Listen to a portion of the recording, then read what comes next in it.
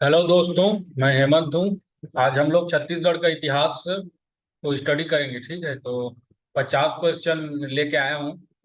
तो ये हेल्पफुल होने वाला है जो अपकमिंग एग्जामिनेशन है सीजी व्यापा में सीजीपीएससी के लिए। ठीक, तो हम आज देखेंगे इतिहास, जो कि इम्पोर्टेंट सेक्शन होता है इतिहास से। ठीक है, तो पहला क्वेश्चन देखते हैं। छत्तीसगढ़ के प्रथम पुरातत्ववेत्ता थे। ठीक है, तो ऑप्शन है लोचन प्रसाद पांडे, शंकर तिवारी, जगन्नाथ प्रसाद भानु, माधवराव सप्रे। ये तो छत्तीसगढ़ के प्रथम पुरातत्ववेत्ता ये कौन थे? लोचन प्रसाद पांडे। ठीक, तो इसमें इसका व्याख्या भी देख लेते हैं। लोचन लोचन प्रसाद पांडे छत्तीसगढ़ के प्रथम पुरातत्ववेत्ता थे। किरारी का काष्ठ स्तंभ तथा गुंजी का शिलालेख इनकी प्रमुख पुरातत्व संबंधी निबंध है। ठीक है, तो ये छत्तीसगढ़ के प्रथम पुरातत्ववेत्ता लोचन प्रसाद पांडे। ठीक, तो पहला क्वेश्चन क्लियर है। तो दूसरा क्वेश्चन देखते हैं। छत्तीसगढ़ के प्रथम इतिहासकार हैं। ठीक है, प्रथम इतिहासकार कौन है वो बताना है। तो पहला ऑप्शन है कवि गोपाल मिश्र, दूसरा अंग्रेज अधिकारी किस, सी है बाबू रेवाराम, डी पंडित शशिधर। तो छत्तीसगढ़ के प्रथम इतिहासकार हैं बाबू रेवाराम। ठीक, तो ये व्याख्या देख लेते हैं। बाबू रेवाराम को छत्तीसगढ़ का प्रथम इतिहासकार माना जाता है। ठीक है, इन्होंने विक्रम विलास नामक ग्रंथ की रचना की है। विक्रम विलास नामक ग्रंथ की रचना की है। तीसरा देखते हैं, तीसरा क्वेश्चन, क्वेश्चन नंबर 3। ठीक है, प्राग ऐतिहासिक से लेकर ऐतिहासिक काल तक के चित्रित शिलाश्रय कहाँ हैं? ठीक, प्राग ऐतिहासिक से लेकर ऐतिहासिक काल तक के चित्रित शिलाश्रय कहाँ हैं? ठीक है, तो ये बताना है। तो ऑप्शन है सिंघनपुर रायगढ़, ठीक है, रामगढ़, पहाड़ी सरगुजा, चंद्रपुरी रायपुर, कुटुमसर बस्तर। ठीक है, तो इसका करेक्ट आंसर है ऑप्शन ए, सिंघनपुर रायगढ़। ठीक है, तो ये छत्तीसगढ़ की प्राचीनतम शैलाश्रय सिंघनपुर रायगढ़ जिले में स्थित है। यहाँ प्राग ऐतिहासिक काल से लेकर ऐतिहासिक काल तक के शैल चित्र प्राप्त होते हैं। थोड़ा पानी पीते हैं। ठीक, तो I hope you are clear, right? तो इस टाइप से देख सकते हैं।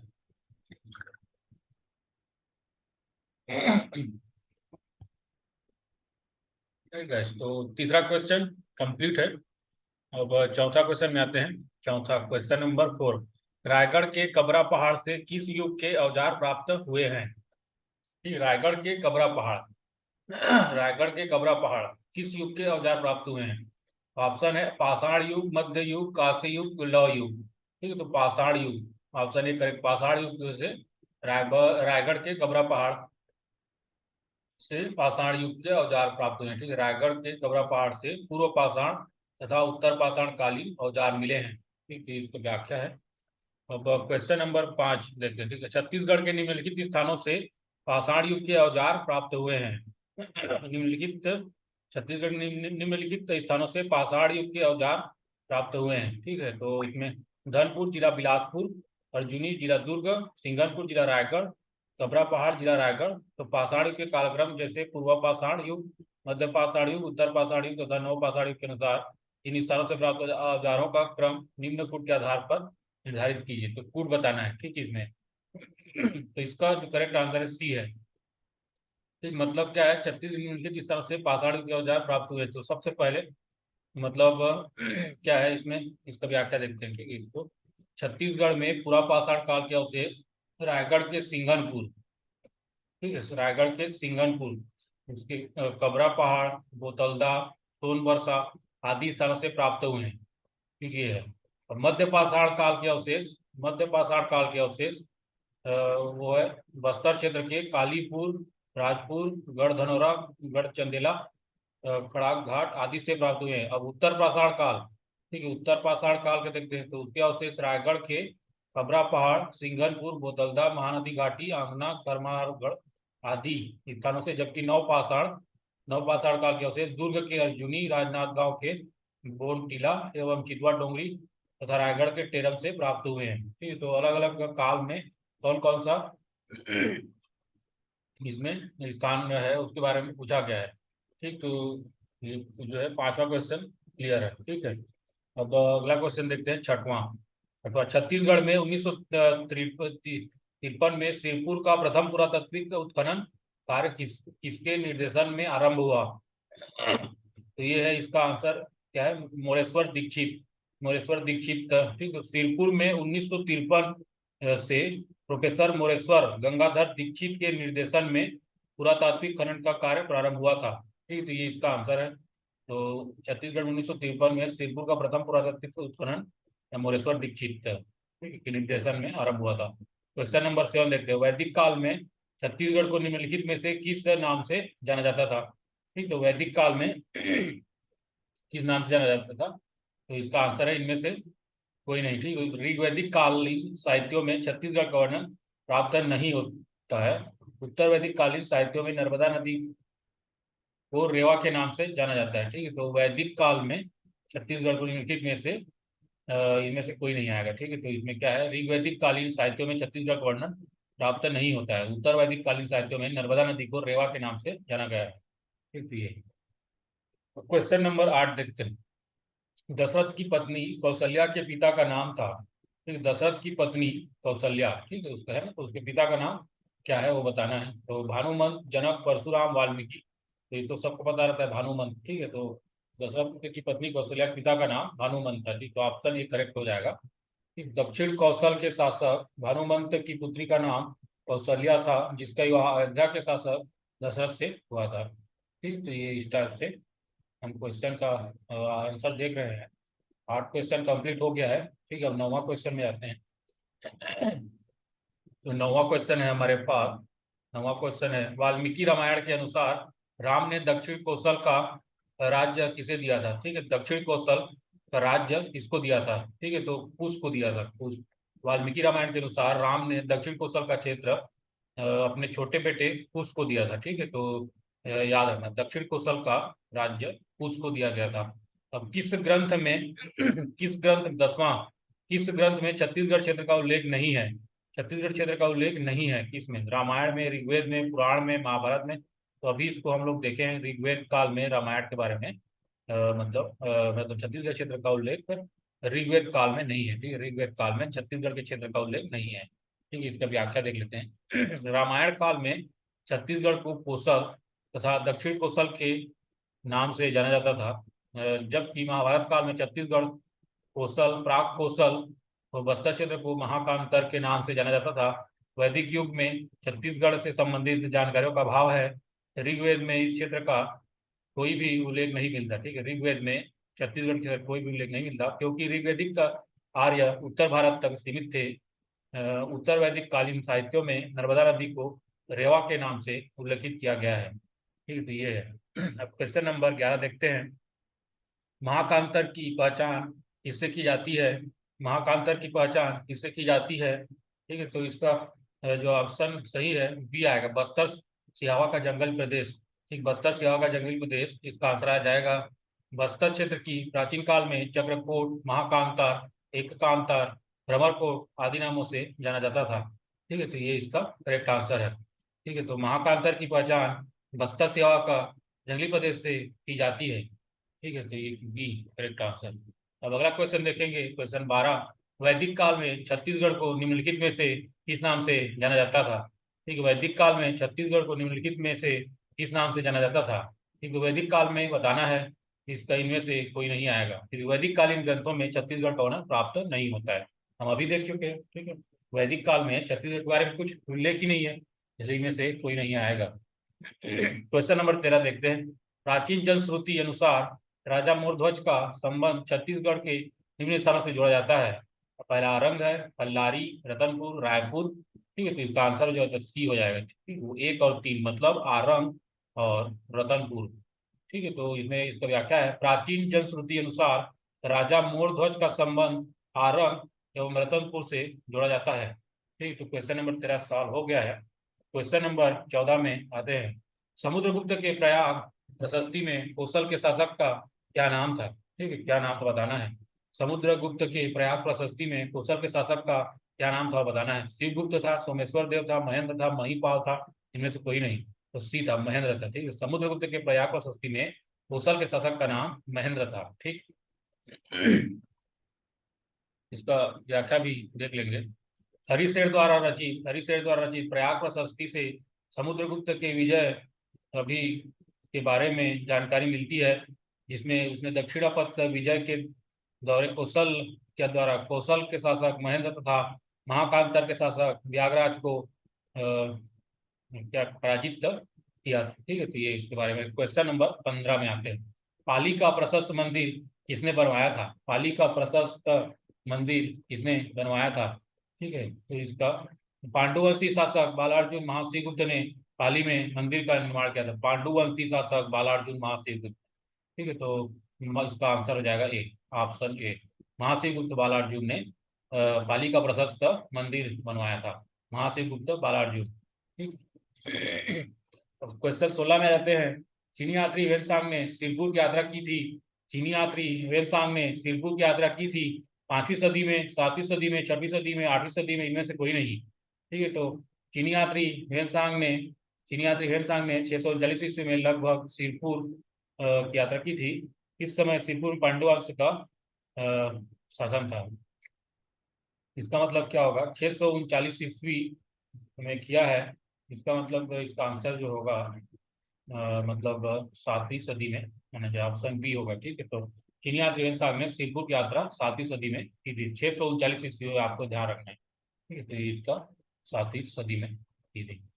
अब दक्षिण कौशल के कौन से राजा को समुद्रगुप्त के नाम से भी जाना जाता था? ठीक है, दक्षिण कौशल के कौन से राजा को समुद्रगुप्त के नाम से जाना जाता था? इसका व्याख्या देख लेते हैं क्वेश्चन नंबर 17 का। ठीक, तो इसका करेक्ट आंसर है ए। ठीक है, A is the correct answer for question number 17। Mahendra Gupt. ठीक, दक्षिण कौशल के कौन से राजा को समुद्रगुप्त के नाम से जाना जाता था? तो महेंद्र। ठीक, तो इसका व्याख्या देख लेते हैं। व्याख्या जो है, अपने दक्षिणापथ अभियान के दौरान समुद्रगुप्त ने कौशल के शासक महेंद्र समुद्रगुप्त ने कौशल के शासक महेंद्र तथा कांतार के शासन व्यागराज को पराजित किया था। ठीक, किसको पराजित किया था? तो अपने दक्षिणापथ अभियान के दौरान समुद्रगुप्त ने कौशल के राजा शासक महेंद्र तथा कांतार के शासक व्यागराज को पराजित किया था। ठीक है, अब क्वेश्चन नंबर 18 में आते हैं। महाकांतर के किस राजा को समुद्रगुप्त ने हराया था? ठीक है, तो इसका आंसर है व्यागराज। तो व्यागराज को हराया था। अपने दक्षिणापथ विजय के दौरान समुद्रगुप्त ने महाकांतर के शासक व्यागराज को व कौशल के शासक महेंद्र को पराजित किया था। ठीक, तो क्वेश्चन नंबर 19 में आते हैं। क्वेश्चन नंबर 19 है हमारे पास। किस राजवंश के काल से छत्तीसगढ़ में मंदिरों का निर्माण माना जाता है? किस राजवंश के काल से छत्तीसगढ़ मंदिरों का निर्माण माना जाता है? तो बी आएगा। ठीक है, तो पांड्यवंशी राजवंश के काल से छत्तीसगढ़ में मंदिरों का निर्माण माना जाता है। ठीक, तो पांडु वंश के काल से छत्तीसगढ़ में मंदिरों का निर्माण माना जाता है। इस वंश द्वारा सिरपुर के विष्णु मंदिर का निर्माण कराया गया था। क्वेश्चन नंबर 20 में आते हैं। क्वेश्चन नंबर 20 है हमारे पास। बस्तर के छिंदकनाग राजवंश के निम्नलिखित शासक थे? सोमेश्वर देव, कन्हर देव, जयसिंह देव, परमेश्वर देव। सही उत्तर चुनिए। ठीक, तो इसमें बताना है। तो 20 का जो आंसर है वो बन के आएगा ए। ठीक है, तो ये जो है सही होगा। मतलब बस्तर के छिंदकनाग राजवंश के निम्नलिखित शासक थे, तो कौन कौन थे? सोमेश्वर देव, कन्हर देव और जय सिंह देव। ठीक है, तो 20 का जो कोई आंसर है वो ए बन के आएगा। ठीक है, अब सोमेश्वर देव, कन्हर देव, जयसिंह देव, नरसिंह देव, हरिश्चंद्र देव आदि प्राचीन बस्तर के छिंदक नाग वंशी राजवंश के शासक थे। ठीक, तो क्वेश्चन नंबर 21 में आते हैं। प्राचीन छत्तीसगढ़ के पांडु वंश के निम्नलिखित किस शासक ने मौखरी राजकुमारी वासुटा से विवाह किया था? ठीक, तो इसका आंसर बन के आएगा हर्षगुप्त। हर्षगुप्त ने किया था। ठीक, तो पांडुवंश के शासक हर्षगुप्त का विवाह पांडुवंश के शासक हर्षगुप्त का विवाह मगध के मौखरी शासक सूर्यवर्मन की पुत्री रानी वाष्टा से हुआ था। रानी वाष्टा ने हर्षगुप्त की मृत्यु के बाद उसकी स्मृति में सिरपुर में विष्णु मंदिर का निर्माण कराया था, जो कि आज लक्ष्मण मंदिर, ठीक है, विष्णु मंदिर का नाम निर्माण कराया था, जो कि आज लक्ष्मण मंदिर के नाम से जाना जाता है। ठीक है, सिरपुर में है लक्ष्मण मंदिर। ठीक, तो ये भी आपको ध्यान रखना है। क्वेश्चन नंबर 22 में आते हैं। निम्नलिखित कथन पढ़िए। ठीक, तो प्राचीन छत्तीसगढ़ का उत्तरी भाग मौर्य साम्राज्य में सम्मिलित था। दूसरा, सरगुजा क्षेत्र की सीता बेंगरा और जोगीमारा गुफाओं में ब्राह्मी लिपि के मौर्यकालीन अभिलेख प्राप्त हुए हैं। अशोक के कलिंग अभिलेख से भी इसकी पुष्टि होती है। सही उत्तर बताना है। ठीक, तो इसका सही उत्तर है बी। 1 व 2 सही है। कथन पढ़िए, तो इसमें पहला कथन सही है, प्राचीन छत्तीसगढ़ का उत्तरी भाग मौर्य साम्राज्य में सम्मिलित था। दूसरा जो है, सरगुजा क्षेत्र की सीता बेंगरा और जोगीमारा गुफाओं में ब्राह्मी लिपि के मौर्यकालीन अभिलेख प्राप्त हुए हैं। तो ये इसका बी करेक्ट है, 1 और 2 सही है। ठीक है, तो इसका देख लेते हैं एक्सप्लेनेशन। अभी 22 नंबर का क्वेश्चन है। ठीक, तो सरगुजा जिले के रामगिरी पहाड़ी में स्थित सीता बेंगरा व ठीक है जोगीमारा गुफा को मौर्यकालीन माना जाता है। जोगीमारा गुफा में मौर्यकालीन लेख प्राप्त हुआ है, जिसमें देवदासी सुखमुखा तथा देवदत्त के प्रेम प्रसंग का उल्लेख है। इस लेख की भाषा पाली तथा लिपि ब्राह्मी है। भाषा पाली तथा लिपि ब्राह्मी है। क्वेश्चन नंबर 23 में आते हैं। निम्नलिखित कथन पढ़िए। ठीक, कथन वाला है। तो पहला कथन है, समुद्रगुप्त की प्रयाग प्रशस्ति में छत्तीसगढ़ को कोसल कहा गया है। समुद्रगुप्त ने दूसरा है, समुद्रगुप्त ने अपनी दक्षिणी अभियान में कोसल के राजा महेंद्र को पराजित किया था। तीसरा, उसने इस राज्य को अपने साम्राज्य में सम्मिलित कर लिया। ठीक, तो इसका जो सत्य कथन है बी। ठीक है, केवल 1 एवं 2 सही है। ठीक है, 1 और 2 सही है, ये वाला सही है। तो समुद्रगुप्त की प्रयाग प्रशस्ति में छत्तीसगढ़ को कोसल कहा गया है, सही है। समुद्रगुप्त ने अपनी दक्षिणी अभियान में कोसल के राजा महेंद्र को पराजित किया था। ठीक, तो ये सही है। अब व्याख्या देखते हैं। हरिसेन द्वारा रचित प्रयाग प्रशस्ति में समुद्रगुप्त के दक्षिणापथ अभियान के बारे में बताया गया है, जिसके अनुसार समुद्रगुप्त ने कौशल के शासक महेंद्र तथा महाकांतर के शासक त्यागराज को पराजित किया। ठीक, क्वेश्चन नंबर 24 में आते हैं। सूची 1 को सूची 2 से सुमृत कीजिए। ठीक है, तो सूची बनाना है इसमें। ठीक है, तो इसमें ये सब दिया है। राजर्षि तुल्य कुलवंश, नलवंश, सरपुरी वंश, पांडुवंश, इसमें भवदत्त वर्मा, तिवरदेव, भीमसेन प्रथम, प्रसन्न मात। ठीक है, तो इसका आंसर देखते हैं। तो इसमें जो आंसर है उसकी बन के आएगा। ठीक है, इसकी जो प्रूफ होगा सी। मतलब क्या है? ठीक है, मतलब क्या है? राजर्षि तुल्य कुलवंश, इसमें क्या आएगा? भीमसेन प्रथम। ठीक है, भीमसेन प्रथम। और नलवंश जो है भवदत्त वर्मा। ठीक है, भवदत्त वर्मा। और सरपुरी वंश जो है वो आएगा प्रसन्न मात्रा। पांडु वंश आएगा तिवरदेव। ठीक है, तो ये इसका सही जोड़ी है। और इसका जो व्याख्या है, सूर दैत प्रथम विभीषण आदि राजर्षि तुल्य कुलवंश के शासक थे। भवदत्त वर्मन, स्कंद वर्मन, विलासतुंग आदि नल वंश के शासक थे। महेंद्र, प्रसन्न मात्र, सुखदेवराज आदि सरपुरी शासक थे। जबकि तीवर देव, हर्षगुप्त, बालार्जुन, महाशिवगुप्त आदि पांडुवंश के शासक थे। ठीक है, क्वेश्चन नंबर 25 में आते हैं। निम्नलिखित में से कौन सा शासक के छिंदकनाग वंश से संबंधित थे? तो इसमें सोमेश्वर देव, गोपाल देव, कन्हड़ देव, जयसिंह देव। सही उत्तर बताना है। इसका आंसर हो जाएगा टी, डी। ठीक है, डी। तो निम्नलिखित में से कौन सा शासक के छिंदकनाग वंश से संबंधित थे? तो सोमेश्वर देव थे, ठीक है, और कन्हड़ देव और जयसिंह देव, ये क्या है? छिंदकनाग वंश से संबंधित थे। ठीक है, तो ये छिंदकनाग वंश के प्रमुख शासक सोमेश्वर देव, कन्हड़ देव, जयसिंह देव, नरसिंह देव, हरिश्चंद्र देव आदि थे। जबकि गोपाल देव हरिनाग वंशी शासक थे। ठीक, क्वेश्चन नंबर 26। निम्नलिखित में से कौन सी जोड़ी छत्तीसगढ़ का प्राचीन स्थापत्य एवं राज्य वंश सुमेलित है? ये बताना है। ठीक है, तो इसको यूरोपित किया गया था। ठीक है, यूरोपित किया गया था। CGPSC एसीए 2016 में आया था। यूरोपित क्वेश्चन है ये।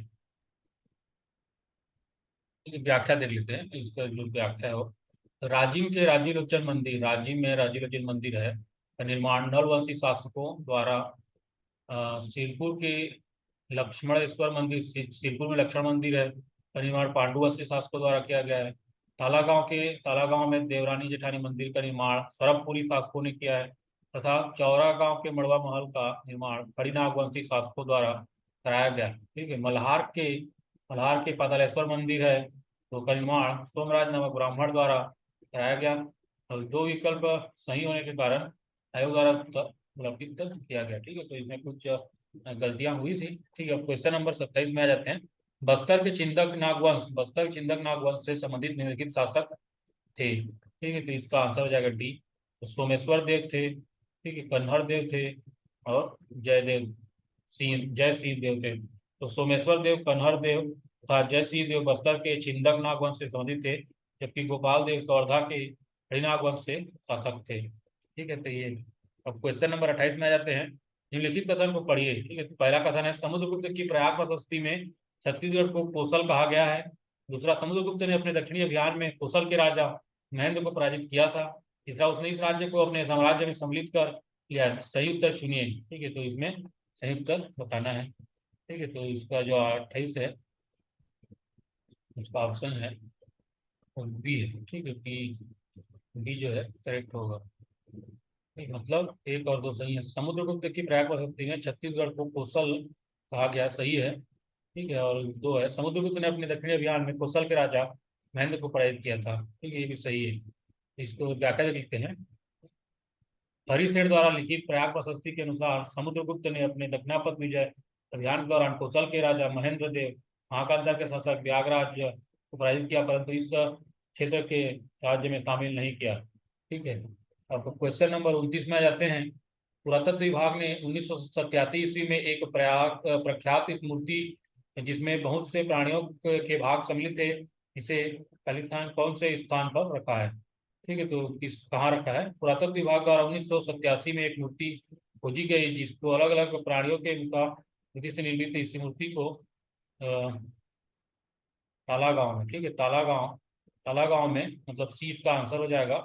ताला गांव में रखा है। इसे रुद्र शिव की प्रतिमा कहा जाता है। रुद्र शिव की प्रतिमा ताला गांव है। तो क्वेश्चन नंबर 30 देखते हैं। सूची एक को प्राचीन छत्तीसगढ़ के राजवंश, ठीक है, छत्तीसगढ़ के राजवंश को शासक से सम्मिलित करना है। ठीक है, तो नल है, नल वंश है, सरभपुरी वंश, पांडु, सोम, और इसमें सूची दो में है तिगरदेव, शिवगुप्त, स्कंदवर्मा, सुखदेवराज। तो 30 का जो उत्तर है देखते हैं। ठीक है, इसमें बी आएगा। बी जो है करेक्ट होगा, बी। ठीक है, बी जो करेक्ट आंसर होगा इसका। मतलब क्या है, स्कंद वर्मन जो है नल वंश शासक थे। स्कंद वर्मन नल वंश शासक थे। सुखदेव राज्य सरव वंश के, और तिवर देव पांडुवंशी तथा श्रीगुप्त सोमवंशी शासक थे। स्कंद वर्मन नल वंश, सुखदेव राजा सरव वंश, तिवर देव पांडुवंश, तो शिवगुप्त सोमवंशी शासक थे। अब 31 देखते हैं, क्वेश्चन नंबर 31। छत्तीसगढ़ के महासमुंद जिले के निम्नांकित किस शहर की हेलसांग ने 7वीं शताब्दी में यात्रा की? ठीक है, तो सिरपुर, कबीरधाम, अंबिकापुर, अहिरवारा, रायगढ़। तो सिरपुर। ठीक है, सिरपुर करेक्ट आंसर। छत्तीसगढ़ के महासमुंद जिले के निम्नांकित किस शहर की हेलसांग ने 7वीं शताब्दी में यात्रा की? तो सिरपुर की यात्रा की थी। ठीक है, तो ये है। प्रसिद्ध चीनी यात्री वेनसांग ने 639 ईस्वी के लगभग छत्तीसगढ़ के सिरपुर नगर की यात्रा की थी। इस दौरान यहाँ पांडु वंश का शासन था। ठीक है, अब क्वेश्चन नंबर 32 में आते हैं। क्वेश्चन नंबर 32, कवर्धा महल डिजाइन और निर्मित किया गया। ठीक, कवर्धा महल डिजाइन और निर्मित किया गया, तो इसका आंसर है ए, महाराजा धर्मराज सिंह द्वारा। ठीक, महाराजा धर्मराज सिंह द्वारा किया गया। जब महाराज धर्मराज सिंह द्वारा कवर्धा महल का डिजाइन तथा निर्माण किया गया। ठीक है, तो ये इसका आंसर बन के आएगा। अब 33, क्वेश्चन नंबर 33 में आते हैं। चीनी इतिहासकार वेनसांग ने छत्तीसगढ़ के किस स्थल की यात्रा की थी? चीनी इतिहासकार वेनसांग ने छत्तीसगढ़ किस स्थल की यात्रा की थी? मल्हार, जांजगीर, दमोधारा, तेलाग्राम, गिरौदपुरी। इसका मल्हार। ठीक है, चीनी यात्री वेनसांग ने मल्हार छत्तीसगढ़ का जो स्थल है वहाँ पे यात्रा की थी। चीनी यात्री वेनसांग ने 640 ईस्वी में लगभग छत्तीसगढ़ की यात्रा की थी, जिसमें सिरपुर व मल्हार नगर की यात्रा महत्वपूर्ण थी। ठीक, अब 34, क्वेश्चन नंबर 34 देखेंगे। अब छत्तीसगढ़ कहे जाने वाले प्रदेश का प्राचीन नाम है, प्राचीन नाम क्या है? कलिंग है, केरला में उज्जैनी है, मंगल, दक्षिण कोसल। तो ये है दक्षिण कोसल है। ठीक है, तो सबको पता रहता है। ठीक है, छत्तीसगढ़ को रामायण काल में कोसल, रामायण काल में कोसल तथा दक्षिण कोसल, महाभारत काल में प्राग कोसल आदि नामों से जाना जाता था। ठीक है, अब क्वेश्चन नंबर 35 में आते हैं। सरभपुरी अमरार्य कुल के शासक किस धर्म का पालन करते थे? ठीक है, किस धर्म का पालन करते थे? तो वैष्णव। सरभपुरी अमरार्य कुल के शासक वैष्णव धर्म का पालन करते थे। सरभपुरी वंश के शासक वैष्णव धर्म का पालन करते थे। सरभपुरी वंश के शासक वैष्णव धर्म का पालन करते थे। ठीक है, तो ये इसको क्लियर है। अब 36 नंबर क्वेश्चन जाते हैं। Question number 36। सरभपुरी शासकों की राजधानी थी? श्रीपुर थी, चंपारण थी, मल्हार थी, बारसूर थी। तो सरभपुरी शासकों की राजधानी श्रीपुर या सिरपुर थी। तो सरभपुरी शासकों की राजधानी श्रीपुर थी। ऑप्शन ए आ जाएगा। ठीक है, अब क्वेश्चन नंबर 37 आते हैं। सूची एक को सूची दो से मिलाना है। सूची एक, सूची दो। प्राचीन राजवंश शासक राजा सिद्धुलिफ्ल, सरभपुरी, पांडु, नलवंश, महासेनगुप्त, भीमसेन, भवदत्त, वर्मन, प्रसन्न मात्र। ठीक, तो अभी अभी इसको हम लोग देख चुके हैं। ठीक है, तो यहाँ से देख सकते हैं भीमसेन सूर्यवंश के शासक थे। ठीक है, भीमसेन। भीमसेन सूर्यवंश के शासक थे। ठीक, तो भीमसेन जो है इन्होंने सूर्यवंश, प्रसन्न मात्र सरबपुरी, ठीक है, प्रसन्न मात्र जो है सरबपुरी, ठीक है, प्रसन्न मात्र जो है सरबपुरी, ठीक है, प्रसन्न मात्र सरबपुरी, और महासेनगुप्त पांडुवंश, महासेनगुप्त पांडुवंश, महासेनगुप्त पांडुवंश, जबकि भवदत्त वर्मन नल, तो भवदत्त वर्मन जो है नल वंश के शासक थे। तो यहाँ राजर्षि तुल्य कुल, तो भीमसेन सूर्य वंश के शासक थे, तो यहाँ पे राजर्षि तुल्य कुल जो है वो भीमसेन थे। ठीक, तो नल वंश के शासक भवदत्त वर्मन, पांडु वंश का महासेनगुप्त, सरबपुरी का प्रसन्न मात्र, राजर्षि तुल्य कुल का भीमसेन। तो इसका जो आंसर है आप देख सकते हैं। ठीक है, तो अब क्वेश्चन नंबर 38 का देते हैं। सूची अ को सूची ब से सुमिलित कीजिए। तो सूची अ राजवंश है, सूची ब शासक है। ठीक, तो इसमें राजवंश से शासक के दिए हैं, तो इसका जो आंसर है हो जाएगा सी, सी जो है करेक्ट आंसर है। ठीक है, तो इसमें भवदत्त वर्मन नल वंश के शासक थे, भवदत्त वर्मन नल वंश के शासक थे। ठीक है, और प्रसन्न मात्र जो है, प्रसन्न मात्र जो है सरबपुरी वंश के शासक थे। ठीक है, और महाशिव गुप्त पांडुवंश के शासक, महाशिव गुप्त पांडुवंश के, जबकि प्रयागराज जो है सोमवंश के शासक थे। ठीक है, सोमवंश के शासक थे। ठीक, तो ये यहाँ पे क्लियर हो जाता है। क्वेश्चन नंबर 39 में आते हैं। सूचियों को सूची पर सुलित करना है, राजवंश और शासक है। ठीक है, इसका आंसर जो है डी बन के आएगा।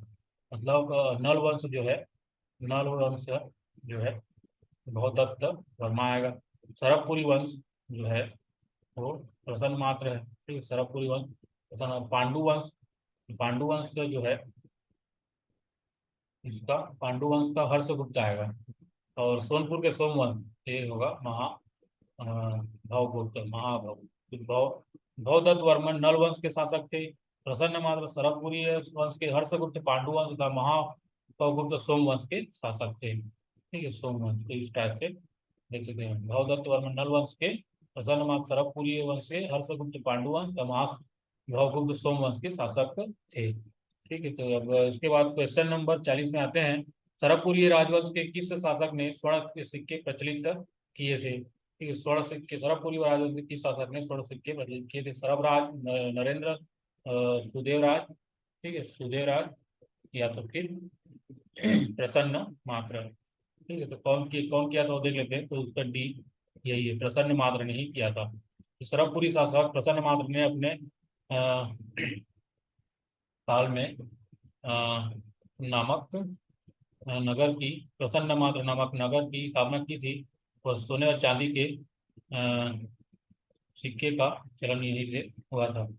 ठीक है, स्वर्ण सिक्के। ठीक है, तो यहाँ पे ठीक है, यही जो है प्रसन्न मात्र ने ही ये सब स्वर्ण के सिक्के चलाए थे, प्रसन्न मात्र, तो डी आ जाएगा। तो क्वेश्चन नंबर 41, इस अभिलेख में उल्लेखित है कि समुद्रगुप्त ने दक्षिणापथ अभियान के दौरान कौशल के राजा महेंद्र को पराजित किया था।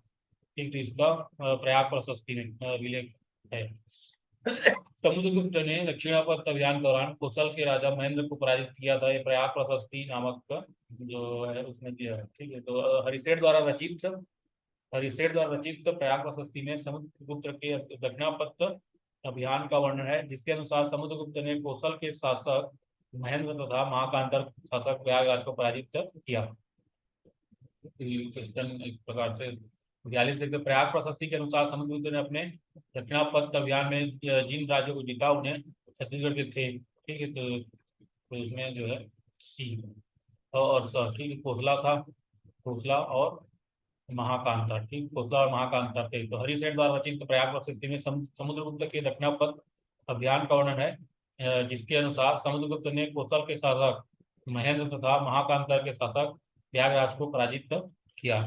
ठीक, तो ये 42 नंबर क्वेश्चन भी कंप्लीट हो जाता है। अब 43 देखते हैं। सरबपुरी ताम्रपत्रों का पत्रों पर क्या नहीं था? सरबपुरी ताम्रपत्रों पर क्या नहीं था? ठीक है, तो सरबपुरी ताम्रपत्रों पर चित्र की खोज, सरबपुरी ताम्रपत्र का चित्र की खोज नहीं हुआ था। ठीक है, तो ये क्या नहीं था? तो ताम्रपत्र पर चित्र नहीं था। ठीक है, तो ऑप्शन डी करेक्ट हो जाएगा, ताम्रपत्र चित्र नहीं था। इस सरबपुरी ताम्रपत्र पर क्या नहीं था? ताम्रपत्र चित्र नहीं था। ठीक है, ताम्रपत्र पर चित्र नहीं था, तो इसका आंसर यही है। क्वेश्चन नंबर 40, प्राचीन काल में छत्तीसगढ़ किस क्षेत्र में आता था? प्राचीन काल में छत्तीसगढ़ को क्षेत्र दक्षिण कोसल भी कहा जाता था। तो ऑप्शन सी ठीक है। क्वेश्चन नंबर 45 देखते हैं। छत्तीसगढ़ में प्राचीन काल में शासक राजवंश का राजधर्म निम्नलिखित में से था। ठीक है, इसका जो है सरपुरी वंश के शासक वैष्णव धर्म, तो इसका राजधर्म था वैष्णव था। ठीक है, छत्तीसगढ़ प्राचीन काल में शासक राजवंश का राजधर्म था वैष्णव धर्म था। ठीक है, सरपुरी वंश के शासक वैष्णव धर्म के थे। ठीक, तो अब 46 में किस वंश के शासक त्रिलिंगाधिपति थे? त्रिलिंगापति किस वंश के शासक त्रिलिंगाधिपति थे? सोमवंश, सरपुरी, राजर्षि तुल्यकृत, कोई नहीं। तो इसका ए है, करेक्ट आंसर ए है। ठीक है, करेक्ट आंसर ए है। मतलब किस वंश में शासक त्रिलिंगाधिपति थे? सोमवंश, सोमवंश के शासक त्रिलिंगाधिपति थे। ठीक है, तो अब सोमवंश के शासक त्रिलिंगाधिपति की उपाधि धारण करते थे। ठीक है, त्रिलिंगाधिपति की उपाधि धारण करते थे। इस वंश का संस्थापक सिंहराज को माना जाता है, सिंहराज को माना जाता है। जबकि इस वंश की समाप्ति संभवतः कलचुरियों एवं उड़ीसा शासक अनंत वर्मन चोड़ंगा के द्वारा की गई थी। क्वेश्चन नंबर 47 देखते हैं। निम्नलिखित कथनों को पढ़िए। ठीक है, क्वेश्चन को पढ़ना है। तो पहला क्या है? श्रीपुर का लक्ष्मण मंदिर सरपुरी शासकों ने बनाया। प्राचीन काल में बस्तर चक्रकोट कहलाता था। भोरमदेव मंदिर शिलालेख फणिनाग वंश से संबंधित है। सही उत्तर चुनिए। तो सी इसका सही है, ब और स सही है। ठीक है, प्राचीन काल में बस्तर चक्रकोट कहलाता था। बस्तर को पहले चक्रकोट कहते थे। तो उसके बाद क्या? भोरमदेव मंदिर शिलालेख फणिनाग वंश से संबंधित है। ठीक है, तो स ब और स सही है। ठीक है, तो इसमें इसका व्याख्या लिखते हैं। प्राचीन काल में बस्तर को बस्तर दंडकारण्य, चक्रकोट, भरमकोट, महाकांतर जैसे नामों से जाना जाता था। 11वीं शताब्दी में फणिनाग वंशी शासक गोपाल देव के काल में भोरमदेव मंदिर का निर्माण कराया गया। फणिनाग वंशी शासक गोपाल देव के काल में भोरमदेव मंदिर निर्माण कराया गया है। इस मंदिर का नामकरण गौड़ देवता के नाम से पर किया गया है। जबकि इसकी निर्माण शैली नागर शैली है। इसे छत्तीसगढ़ का खजुराहो भी कहा जाता है। सिरपुर के लक्ष्मण मंदिर, सिरपुर के लक्ष्मण मंदिर का निर्माण पांडु वंशीय शासकों द्वारा किया गया है। रानी वास्टा ने अपने पति हर्षवर्धन की स्मृति में इसका निर्माण कराया, जो आज लक्ष्मण मंदिर के नाम से जाना जाता है। इस मंदिर 7वीं शताब्दी में लाल पकी हुई ईंटों से निर्मित है। ठीक है, तो अब क्वेश्चन नंबर अगले में जाते हैं। तो हमारा 48 का है। निम्नलिखित कथनों को पढ़ना है। पहला, समुद्रगुप्त के प्रयाग प्रशस्ति में उल्लेख है कि उसने कौशल में राजा महेंद्र को पराजित किया था। ये तो सही है। ठीक है, तो अभी भी इसको देख चुके हैं।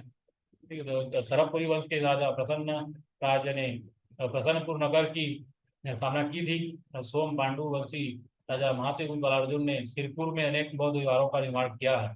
इसका करेक्ट है अब एवं सही। ठीक है, तो सही सही है। तो इसका व्याख्या देख लेते हैं। हरिशेठ की प्रयाग प्रशस्ति में समुद्रगुप्त के दक्षिणापथ अभियान के बारे में जानकारी मिलती है, जिसके अनुसार उसने कौशल के राजा महेंद्र तथा महाकांतर के राजा व्यागराज को पराजित किया था। सरबपुरी वंश के शासक प्रसन्नराज ने अपने नाम से एक नगर प्रसन्नपुर की स्थापना की थी तथा सोने एवं चांदी के पानी चढ़े सिक्के चलाए। पांडुवंशी शासक महाश्री गुप्त धार्मिक दृष्टिकोण से उदार था। इसके काल में जैन बौद्ध आदि धर्मों का विकास हुआ। इसने बौद्ध धर्म से संबंधित अनेक निर्माण कार्य भी कराए। क्वेश्चन नंबर 49 में आते हैं। कौन सा ऐतिहासिक साक्ष्य दक्षिण के प्राचीन इतिहास का महत्वपूर्ण स्रोत है? ठीक है, कौन सा ऐतिहासिक साक्ष्य छत्तीसगढ़ के प्राचीन इतिहास का महत्वपूर्ण स्रोत है? तो बी, राजीव अभिलेख। ठीक है, तो नलवंशी शासक विलासतुंग का राजीव अभिलेख छत्तीसगढ़ की इतिहास के बारे में जानकारी का एक प्रमुख स्रोत है। ठीक है, तो इसका राजीव अभिलेख किसका है? कौन सा ऐतिहासिक साक्ष्य छत्तीसगढ़ के प्राचीन इतिहास का महत्वपूर्ण स्रोत है? तो राजीव अभिलेख। ठीक, अब क्वेश्चन नंबर 50। निम्नलिखित में से कौन सी जोड़ी प्राचीन छत्तीसगढ़ का राजवंश और शासक सुमिलित है? सरबपुरी भवदत्त वर्मा, पांडु महासेन बालार्जुन। ठीक है, तो यहाँ पे देख सकते हैं सोम जगदेव भूषण नल प्रसन्न मार्ग। तो बालार्जुन महासेन गुप्त पांडु वंश के महाशासक थे। ठीक है, बालार्जुन महासेन गुप्त पांडु वंश के महाशासक थे। छत्तीसगढ़ के इतिहास में इसके शासन को छत्तीसगढ़ का स्वर्णकाल कहा जाता है। तो बालार्जुन महासेन गुप्त पांडु वंश के महाशासक थे। छत्तीसगढ़ के इतिहास में इसके शासन को छत्तीसगढ़ का स्वर्णकाल कहा जाता है। तो बालार्जुन महासेन गुप्त पांडु वंश के। ठीक है, तो यहाँ पे क्या है करेक्ट आंसर बी, पांडु जो है महाश्री गुप्त बालार्जुन। ठीक, महाश्री गुप्त बालार्जुन।